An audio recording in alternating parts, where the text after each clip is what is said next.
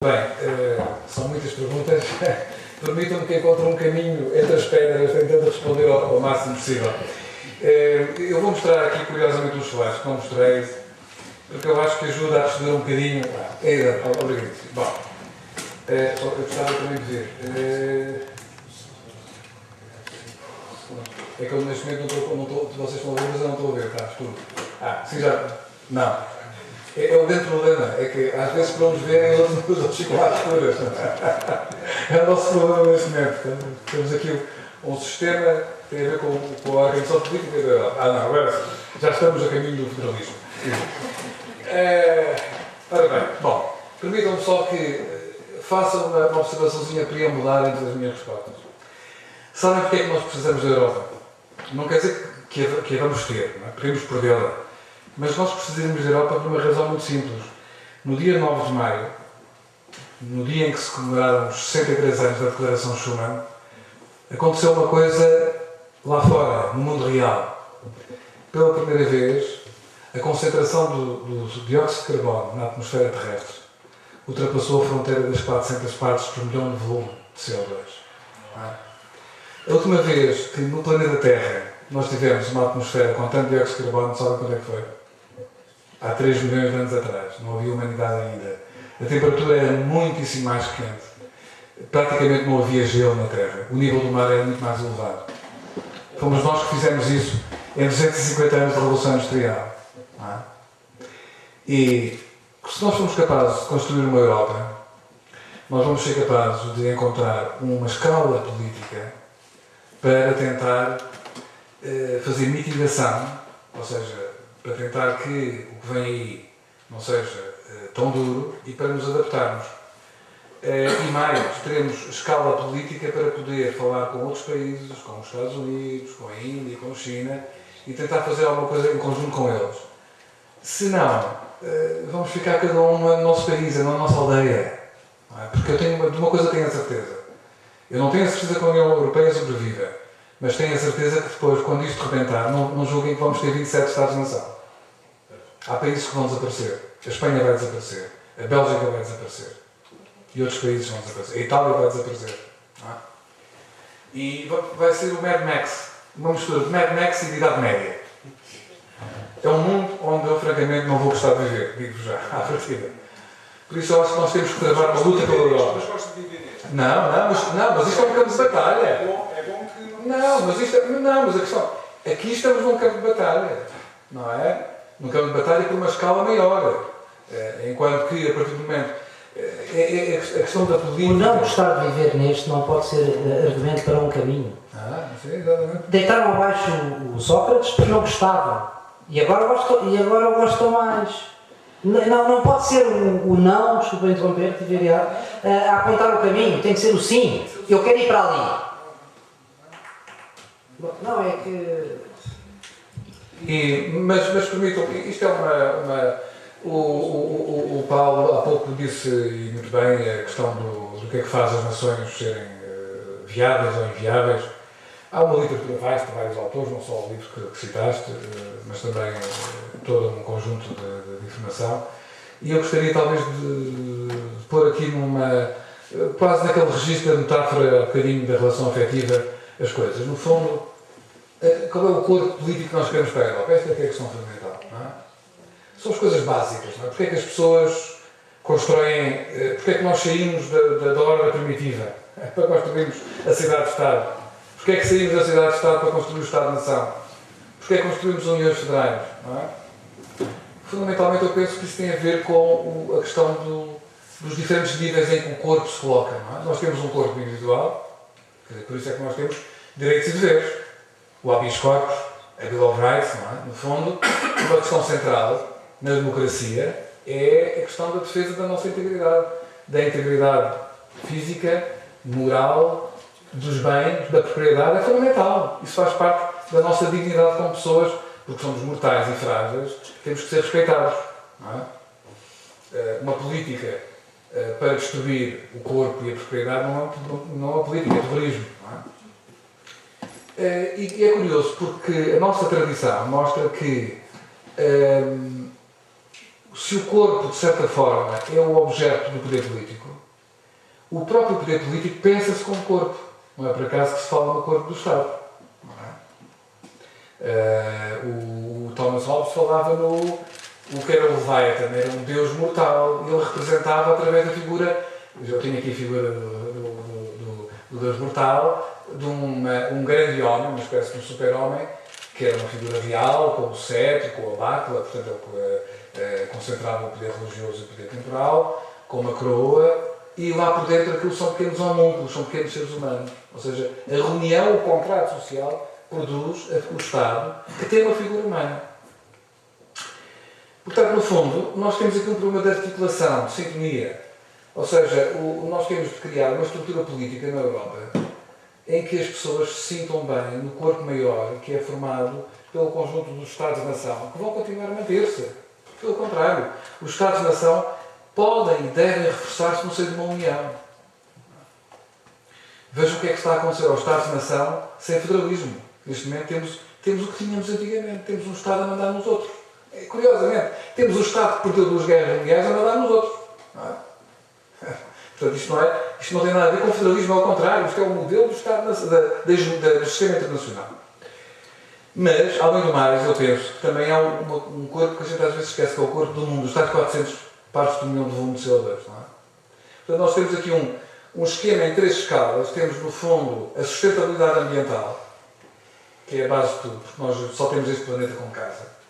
Temos a sustentabilidade das grandes estruturas artificiais, do tal Deus mortal, e temos depois, evidentemente, temos a nossa condição de cidadãos como indivíduos.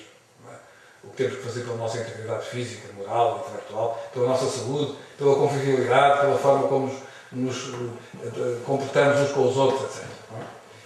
E, de facto, este é o boneco do Leviathan, da capa do Leviathan, de 1651. Podem ver, ali é um rei, não é? Um rei que é formado por pequenas pessoas, e podem ver um espaço bastante ordenado, enfim, até não se consegue ver muito bem, lá ao fundo há uns navios, porque isto é, claro, uma representação um bocadinho britânica, não é? Portanto, uma potência marítima. E no fundo eu penso que estamos entre, isto é o Leviathan Federal, foi o que introduzi, não é? Ou seja, na Europa, nós temos de pensar em construir uma estrutura que tenha harmonia, que tenha leitura, que tenha transparência. Ou então caímos naquilo em que já estamos, mas que pode ser ainda pior, que é mais ou menos isto. Que é, ele escreveu, entre os livros que o Lopes escreveu, há 2 monstros bíblicos que aparecem no livro de Jó, que é o Leviathan e o Beamos. O Beamos é o título do livro que ele escreveu, já muito velhinho, sobre a Guerra Civil Inglesa. Ele explica como é que a Grã-Bretanha, por exemplo, o Reino Unido, enfim, a altura da Inglaterra, se foi destruída pelo quê? Pelo facto de os diferentes segmentos da sociedade não serem capazes de se harmonizar num consenso. Num consenso que mantivesse as suas diferenças, mas que permitisse um caminho de ação para o futuro. Não é? Ele identifica os interesses da cidade de Londres em relação ao resto do país, os interesses do clero, os interesses da classe dos comerciantes, e como é que tudo isso foi os interesses do rei, os interesses do parlamento, e como é que esses interesses foram cavando fronteiras. Da mesma forma como neste momento em que estamos aqui a falar, infelizmente o que nós estamos a ver é que na União Europeia as fronteiras que foram tapadas com giz, não é? Neste momento estão a ficar destapadas. As empresas estão muito menos internacionalizadas, os bancos já não emprestam a certos países, há muito menos circulação e mesmo trocas comerciais estão a diminuir com a recessão. Não é? A exportação portuguesa neste primeiro trimestre baixaram mesmo para a zona euro. Não é? Ou seja, no fundo, estamos a criar uma situação que pode levar a uma hiper-Jugoslávia, não é? Portanto, a uma situação de fragmentação violenta, não é? da União Europeia. Bom, e pegando na última pergunta que me disseram, de facto, a saída do euro tem muito a ver com esta questão. Como é que nós saímos de um corpo que é neste momento um corpo doente, é um corpo monstruoso, não é? Que não tem leitura. Reparem que se vocês tiverem uma criança de 12 anos que vos explique, que vos pergunte, mas como é que funciona, qual é o mecanismo de poder, vocês têm muita dificuldade em explicar. Não tem leitura. Não é? Neste momento, a única democracia na Europa é a Alemanha. É o único país que honra a democracia. Tem um Tribunal Constitucional que funciona. Tem um Parlamento. Mas é uma democracia e nós todos estamos à espera das eleições alemãs. Foi a pergunta que me fizeram. Não é? Não é? Nós estamos à espera do que é que os alemães decidam, não é? Portanto, a saída é muito... A saída depende de tudo isto, ou seja, depende... Um dos argumentos principais que me parece que deve levar a uma moderação, a uma grande prudência na decisão estratégica de saída é justamente a questão que é o seguinte, que é quando sairmos de forma voluntária, vamos ter que decidir como é que a gente sai, se saímos sozinhos ou acompanhados. Uma coisa é não sairmos sozinhos, outra coisa é sairmos do quadro de uma potencial união dos países do Sul, não é? Uma união latina, como também agora se diz, não é? Com a Espanha, com a Itália, com a França, penso que a França está condenada a vir, não é? A França será do Reno, não será a França da Aachen, não é? Da que se dá chapéu. Isso é um aspecto. Outro aspecto que temos que perguntar a nós próprios é se estamos dispostos a perder a escala europeia, não é? Porque há um conjunto de coisas que nós podemos fazer na escala europeia que vamos deixar de fazer. Portanto, há um preço que vamos ter que pagar. A terceira questão que temos que ter em consideração, que é se as pessoas que tomaram a decisão na sexta-feira são capazes de dar a cara pela decisão da segunda. Atenção. Ou seja, quais são os mecanismos de persuasão de uma opinião pública que de repente percebe que, afinal de contas, sem qualquer espécie de consulta, foi posta fora de uma União Económica e Monetária e que perdeu só, de uma vez só, 30% do seu poder de compra. Não é? Quarta questão que temos que ver, como é que vamos pagar a nossa dívida externa? Vamos pagar? O Ferreira do Amaral no livro, está lá no livro, não sei se agora já evoluiu. Mas já percebi que ele diz duas coisas, diz uma ao Paulo e outra aos leitores. Ele diz lá uma coisa que é perfeitamente impossível. Ele diz que saímos, introduzimos o escudo e continuamos a manter as nossas dívidas em euros com o exterior. Isso é um disparate. Ou seja, só tem sentido sair do euro para pagarmos em caminhões de papel a dizer escudos. Não é? É a única coisa. Ou seja, qual é o sentido de nós sairmos do euro? Temos que introduzir uma taxa cambial da nova moeda em relação ao euro, em que à partida perdemos 30%. E ficamos com a dívida que tínhamos mais 30% por cima. Completamente, então estávamos assim, ficamos completamente submersos, não é? Estamos dispostos a travar uma batalha com as retaliações que os nossos credores vão fazer, não é? Vão fazer, não vão ficar contentes com isto, não é? Ainda por cima se isto foi feito na sexta-feira, não é? Não percebeste o livro, Viriato. Não, pronto, ok. Então pronto, ok. Tudo bem. Não está aqui. Não está aqui, não. Não. Está bem, mas é uma pena não termos aqui o livro. Aquilo está escrito em português. Não é? E pronto, isto é um aspecto. Mas eu gosto imenso do João Ferreira do Amaral. Estamos aqui, eu só estou a falar. Mas não percebeste, desculpa lá. O que está lá escrito no livro, eu vou dizer o que é que está lá escrito no livro. O que está lá escrito. Não. Está lá escrito no livro. Chegas a casa, relês e vais dar razões, está a ser gravado, se eu tenho ou não tenho razão. Porque essa é uma questão fundamental. As dívidas, o que ele diz é que haverá contas em escudos e contas em euros. Primeira questão. A segunda coisa que ele diz é que a dívida aumenta, mas para os particulares a dívida mantém-se e o Estado, através de emissão monetária, vai pagar o diferencial da dívida em escudos em relação à dívida em euros. Tudo isto está lá escrito. Bom, não é só para... mas podes verificar. Não, mas eu não estou a falar da dívida dos particulares, estou a falar da dívida externa, daquela dívida que, de acordo com a nossa legislação, pode e deve ser sempre dentro da moeda do país. Na nossa legislação portuguesa, a dívida pública é paga e expressa na unidade monetária do país. Ou seja, a partir do momento, isto é uma discussão, eu lembro do Francisco Louçã ter discutido isso no ano passado, não é? Que é o seguinte, se nós voltarmos a uma moeda própria, nós temos os instrumentos legais para automaticamente, não a dívida das empresas, não é a dívida das empresas. Se as empresas têm empréstimos em euros, vão ter que honrar esses empréstimos, ou então vão ter que entrar em falência. Agora, o Estado português pode transformar a sua dívida, deve transformar a sua dívida em euros em escudos. Mas isto é legal, mas vai causar problema. Nós passamos a ter, este elemento não foi legal, Banco Central, passamos a ter emissão monetária. E, portanto, quando tu tens a emissão monetária, emites a moeda que quiseres dentro das restrições da inflação. A única razão pela qual o Banco Central Europeu não emite mais moeda é por causa da inflação. Nós, na medida em que tivermos moeda, podemos emitir moeda, podemos emitir e imprimir escudos o que quiser. É evidente que, com o problema, que é uma restrição, do efeito inflacionista que isso vai ter. Pronto. Então o desafio é o seguinte, vamos voltar ao livro, e a questão fundamental é esta. Vê o que é que o Ferreira do Amaral diz sobre a questão da dívida externa pública. Dívida externa pública. Não estou a falar da dívida pública a quem tem certificados de aforro, a quem tem títulos do Tesouro, etc. Não. Os bancos internacionais, os bancos espanhóis que têm dívida pública portuguesa, como é que são pagos? Em escudos ou em euros? O que ele lá diz, se eu li bem, é que em relação aos credores internacionais, o Portugal irá honrar a sua dívida em euros. Portanto, o que me parece uma coisa, é a minha opinião, disparatada. Ok, pronto. Eu termino exatamente, eu não posso responder a tudo, como é evidente. O que é que eu posso dizer aqui mais? Bom, sobre a dívida renegociada, penso que é isso. O Vítor Gaspar, há um livro do Max Weber que explica isso, que é a diferença entre a ética da convicção e a ética da responsabilidade. O Vítor Gaspar já provou que é um homem inteligente, mas este computador também é inteligente. Não é? Este computador faz contas mais rápido do que eu. Não é? E não é empático. Não é? Portanto, se eu estiver aqui agonizante, o computador não me faz massagem cardíaca, nem me diz palavras de consolo enquanto eu vou deste mundo. Não é?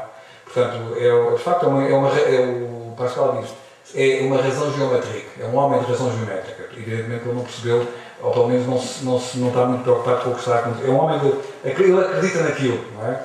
Não sei se agora se é pelo emprego dele em Bruxelas ou não, isso não, para mim é irrelevante. Que seja feliz. O que é que se pode dizer? Diga. Eleições alemãs. As eleições alemãs. A Alemanha vai ter que fazer qualquer coisa, se calhar até as eleições.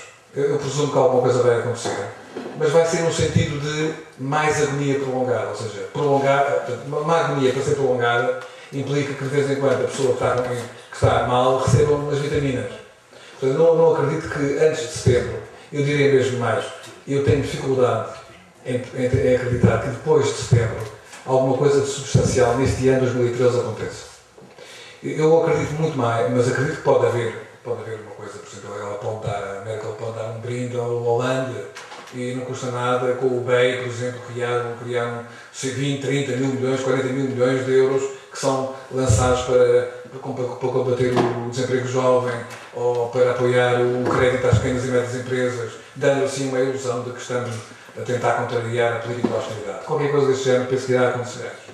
Mas, olhando para o panorama do Partido Social Democrata Alemão, do SPD, mesmo dos verdes, eu não estou de facto a ver ali nenhum rasgo de alma. Pelo contrário, as pessoas que eu conheço e que têm confiança na Alemanha são pessoas que andam muito desiludidas.